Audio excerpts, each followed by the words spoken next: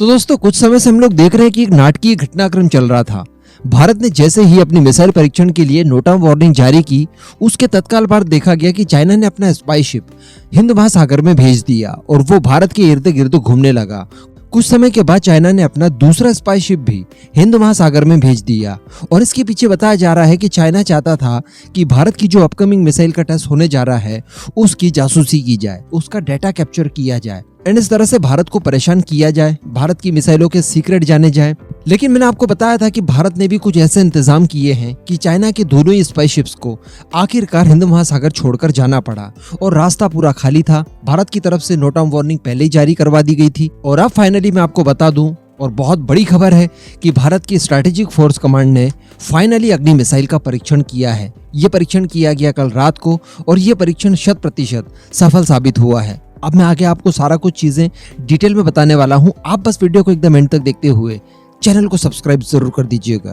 तो हम सभी जानते हैं कि भारत की जो अग्नि सीरीज है, अग्नि मिसाइलों की, जो कि बैलिस्टिक मिसाइल की एक शानदार सीरीज है, उसमें अग्नि 1 से लेकर अग्नि 5 तक मिसाइलें शामिल की गई हैं।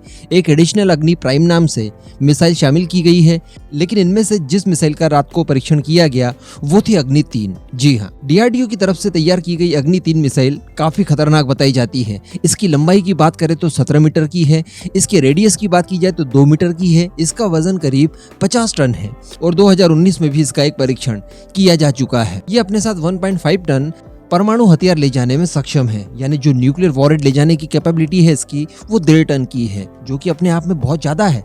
बहुत मास डिस्ट्रक्शन कर सकती है ये, जहां पर भी गिरेगी वहां पर। दरअसल बताया जा रहा है ओडिशा स्थित APJ अब्दुल कलाम आइलैंड पर इस मिसाइल का परीक्षण किया गया और रक्षा मंत्रालय की तरफ से खुद इस बात की जानकारी देते हुए मिसाइल टेस्ट की पुष्टि की गई। इसका परीक्षण बताया जा रहा है कि निर्धारित सीमा में किया गया, यानी जो 2200 किलोमीटर की नोट डाउन वार्निंग जारी की गई थी उसी रेंज के भीतर इसका परीक्षण किया गया है और इसका टेस्ट करने का मकसद था रूटीन ट्रेनिंग। जी हाँ, इसका यूजर टेस्ट है, क्योंकि हम जानते हैं कि ये मिसाइल पहले से ही ऑपरेशनल हो चुकी है और इस समय हमारी स्ट्रेटेजिक फोर्स कमांड जो है, जिनके पास न्यूक्लियर मिसाइल्स और न्यूक्लियर असले की पूरी निगरानी रहती है, उन्हें ऑपरेशनल भी वही रखते हैं, तो उन्हीं के द्वारा इस मिसाइल का परीक्षण किया गया है। इसीलिए यूजर ट्रायल की बात यहाँ पर आई है। इस मिसाइल को टेक्निकली कहा जाता है इंटरमीडिएट रेंज बैलिस्टिक मिसाइल, क्योंकि इसकी रेंज 5500 किलोमीटर के भीतर है।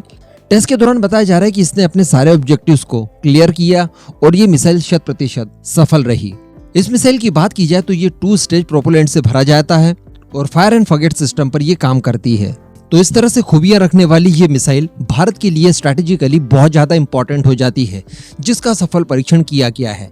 एक्चुअली रूटीन टेस्ट और ये जो यूजर ट्रायल वगैरह वाली बात की जाती है, ये केवल बताने के लिए ऑफिशियली, लेकिन इसका असली मकसद है चाइना के ऊपर डोमिनेंस को बरकरार रखना। एक्चुअली हम सभी जानते हैं कि जैसे शी जिनपिंग, एक्चुअली वो ही भी हो सकते हैं, जो भी हैं आप बता दीजिएगा, तो उनका जैसे ही तीसरा टर्नियर शुरू हुआ उसके बाद उन्होंने थोड़ा सा अग्रेशन दिखाना ज्यादा शुरू कर दिया और भारत को इससे कहीं ना कहीं प्रॉब्लम जरूर थी। अभी यहाँ पर भारत को जरूरी ये था कि भारत अपनी कैपेबिलिटीज को दिखाए। किस तरह से हम लोगों ने पहले SLBM का टेस्ट किया, जिसके थ्रू हम लोग सबमरीन से लॉन्च कर सकते हैं किसी मिसाइल को और फिर न्यूक्लियर अटैक कर सकते हैं। इसी के साथ साथ हम लोग ब्रह्मोस वगैरह के साथ हवा से अटैक कर सकते हैं, सीधे न्यूक्लियर वेपन्स को ड्रॉप भी कर सकते हैं।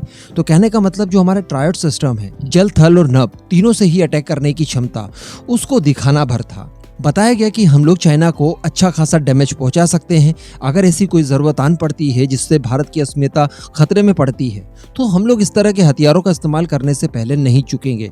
वैसे आप सभी लोग देख रहे हैं कि सर्दियां फिर से जैसे ही वापस आने शुरू हुई, LAC पर कहीं ना कहीं टेंशन की स्थिति बढ़ते नजर आ रही है। भारत की तरफ से भी भारतीय सेना काफी ज्यादा चौकस है और उन्होंने अपनी मूवमेंट को बढ़ा दिया है LAC पर। वहीं अगर पाकिस्तान की बात की जाए तो रिसेंटली हमारी सेना की तरफ से ये बयान आया था कि POK लेने के लिए हम लोग पूरी तरह से तैयार है, बस सरकारी ऑर्डर की जरूरत है। वो जैसे ही ऑर्डर करती है, जिस समय करती है, हम लोग उसी समय पाकिस्तान के ऊपर कूच करके कुछ ही घंटों में अपना POK वापस लेने का दम रखते हैं। तो उस तरह की चीजें लगातार भारत कर रहा है ताकि दुश्मनों को अपनी क्षमता दिखाई जाए कि आप अपनी हद में रहिए, वरना फिर अंजाम सही नहीं होगा। अब इसके बाद की बात की जाए तो अभी तक तो खैर चाइना का कोई रिएक्शन नहीं आया जब मैं ये वीडियो रिकॉर्ड कर रहा हूँ। जैसे ही आएगा मैं जरूर बता दूंगा। डेफिनेटली उसका मीडिया चीख चीख कर छातियां पीटेगा और UN जाने की बात कहेगा कि देखिए जिस तरह की गतिविधियां इस समय नॉर्थ कोरिया कर रहा है उसको पूरी दुनिया कंडेम कर रही है, सेम उसी तरह का कृत्य भारत भी कर रहा है।